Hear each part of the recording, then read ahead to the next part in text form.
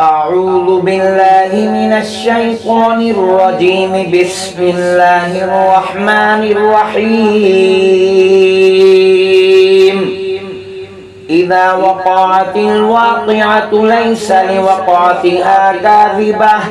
خافضة رافعة إذا رجت الأرض رجا وبست الجبال بسا فكانت هباء منبثا وكنتم أزواجا ثلاثة فأصحاب الميمنة ما أصحاب الميمنة وأصحاب المشأمة ما أصحاب المشأمة والسابقون السابقون أولئك المقربون في جنات النعيم. ثلة من الأولين وقليل من الآخرين على سرر موضونة متكئين عليها متقابلين يطوف عليهم ولدان مخلدون بأكواب وأباريق وكأس من معين لا يصدعون عنها ولا ينزفون وفاكهة مما يتخيرون ولحم طير مما يشتهون وحور عين كأمثال اللؤلؤ المكنون جزاء بما كانوا يعملون لا يسمعون فيها لغوا ولا تأثيما إلا قيلا سلاما سلاما. وأصحاب اليمين ما أصحاب اليمين في سدر مخضود وطلح منضود وظل ممدود وماء مسكوب وفاكهة كثيرة لا مقطوعة ولا ممنوعة وفرش مرفوعة إنا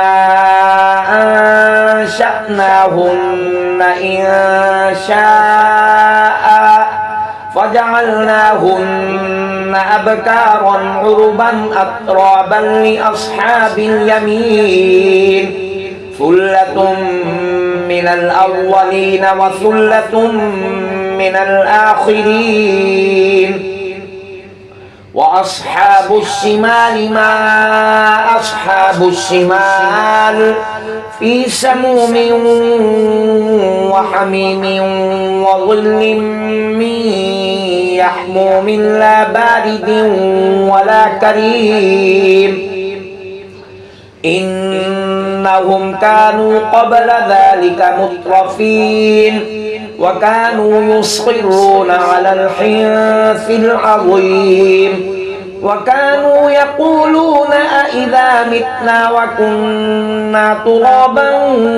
وعظاما أإنا لمبعوثون أو آباؤنا الأولون قل إن الأولين والآخرين لمجموعون إلى ميقات يوم معلوم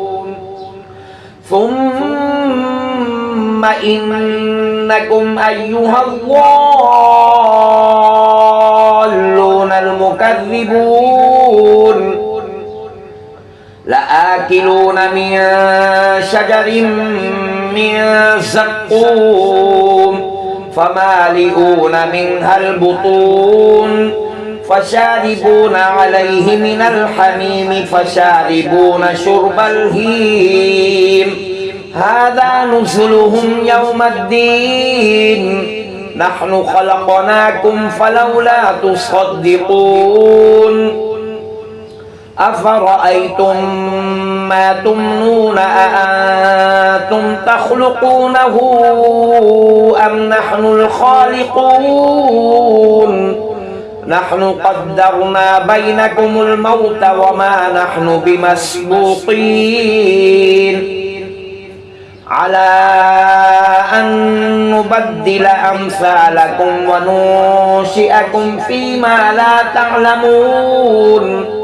ولقد علمتم النشأة الأولى فلولا تذكرون أفرأيتم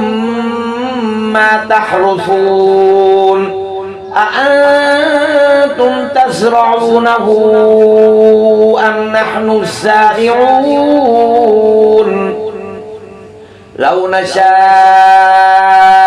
لجعلناه حطاما فظلتم تفكهون إنا لمغرمون بل نحن محرومون أفرأيتم الماء الذي تشربون أأنتم أنزلتموه من المزن أم نحن المنزلون لو نشاء جعلناه أجاجا فلولا تشكرون